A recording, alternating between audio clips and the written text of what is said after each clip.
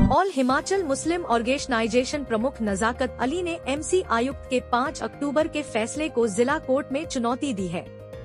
याचिका में कहा गया कि एमसी आयुक्त कोर्ट का फैसला डिफेक्टेड है। उन्होंने यह फैसला संजौली मस्जिद कमेटी द्वारा दिए हलफनामे के आधार पर सुनाया है।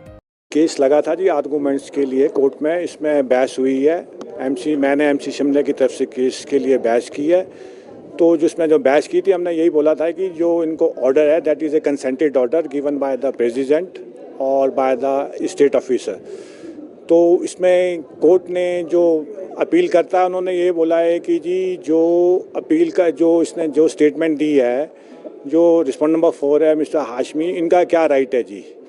तो इसमें कोर्ट ने ये आदेश किया हुआ है कि भी इसको क्या बोलते हैं, अपने वक्फ बोर्ड को ये ऑर्डर किया हुआ है कि भी you have to file affidavit before on 22/11/2024 को, कि आप एक एफिडेविट फाइल करो जिसमें ये बताओ कि आपने किस कैपेसिटी में भाई इनको वो परमिशन दी थी जी, whether is a president of that committee और नॉट जी।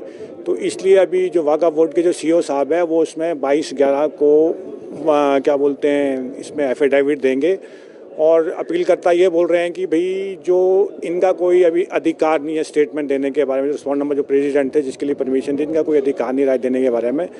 तो उसलिए अभी अपील इसने बहस हुई है। बहस में ये कंक्लूजन निकला हुआ है कि भाई जो ऑर्डर्स जो भाई एफिडेविट है वो वक्फ बोर्ड के जो सीईओ साहब है वो देंगे और 22/11 को देंगे।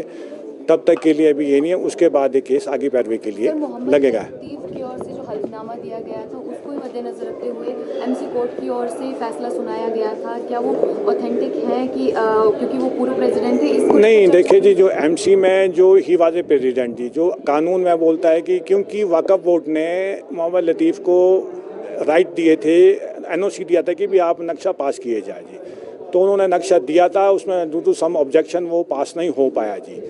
तो अब हमने तो एमसी ने तो यही देखना है कि नक्शा पास था कि नहीं था जी। सर, जिस तरह से हाई कोर्ट ने भी ये कहा है कि 20 दिसंबर से पहले जो है इस पूरे मामले को निपटाया जाए, तो क्या लगता है आपको जिस तरह से सुनवाई चल रही है और जिस तरह से अब एफिडेविट मांगा गया वक्त? जी, देखो कोर्ट ने आज ये आश्वस्त किया हुआ है कि आप किसी भी ऑथराइज पर्सन से, क्योंकि इन्होंने बोला कि सीईओ साहब बाहर गए हैं, टूर पे गए हैं, कमिश्नर साहब टूर पे गए हैं, तो कोर्ट ने ये बोला है कि भी किसी भी ऑथराइज पर्सन का एफिडेविट 22/11 को दे और जितनी जल्दी दें और मैं, ताकि ये उससे जो हाई कोर्ट ने आदेश दिया उससे पहले मैं इस केस को हम डिसाइड कर दें जी। सर, संजौली मस्जिद विवाद मामले में बहस के लिए आपने समय मांगा था, किन बिंदुओं को लेकर चर्चा हुई?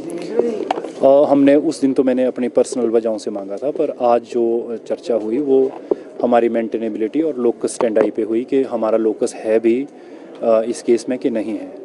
तो अभी तो और हमने आज इस चर्चा में, आज इस हियरिंग में हमने ये कहा कि सलीम और लतीफ़ जिनको सलीम को पहले वो प्रेसिडेंट मानते हैं और बाद में फिर लतीफ़ को प्रेसिडेंट मानते हैं, हम ये कह रहे हैं कि वो कभी भी प्रेसिडेंट नहीं थे और ना ही वो कोई ऑथराइज्ड पर्सन थे under section 18 of the Waqf act. अगर वो नहीं थे तो वो अपीयर भी नहीं हो सकते थे। और जो कमिश्नर्स कोर्ट है उन्होंने इस बात को, जब इस केस का वो डिसीजन ले रहे थे जो इंटरिम मेजर्स के तौर पे लिया है उन्होंने, उस वक्त भी उन्होंने इस बात को नहीं देखा कि वो किस कैपेसिटी में अपीयर हो रहे हैं कमिश्नर कोर्ट के सामने। तो आज हमने इस बिंदु पे मुख्यतः इस बात को उठाया कि वो ना ऑथराइज्ड थे, ना वो अपीयर हो सकते थे और ना ही कोई ऐसी कमेटी, मस्जिद कमेटी संजौली मस्जिद में बनी है जो उनको अपना प्रेसिडेंट या अभी तक हमारा ये भी कहना है कि अभी तक नहीं है, और अगर है तो उसे बताया जाए। और उसके लिए कोर्ट ने भी वक्फ बोर्ड के लिए जो शिमला में है उन्हें डायरेक्शन दी है कि वो बताएं और अपने मतलब क्या कि एक्ट के हिसाब से कोई कमेटी बनी है या नहीं बनी है। सर, जो एमसी कोर्ट की ओर से जो ऑर्डर किए गए तो उसे रिव्यू करने के लिए भी कहा गया? हाँ, ये तो हमारी प्रेयर है, ये तो शुरू से ही है कि उसको रिव्यू किया जाए और उन लोगों को सुना जाए जो कि ऑथराइज्ड लोग हैं मस्जिद कमेटी के। अभी अगली सुनवाई कब होगी? अगली सुनवाई शुक्रवार को है, 22 तारीख को। ठीक, थैंक यू। शिमला से कैमरामैन युगमार्ग टीवी।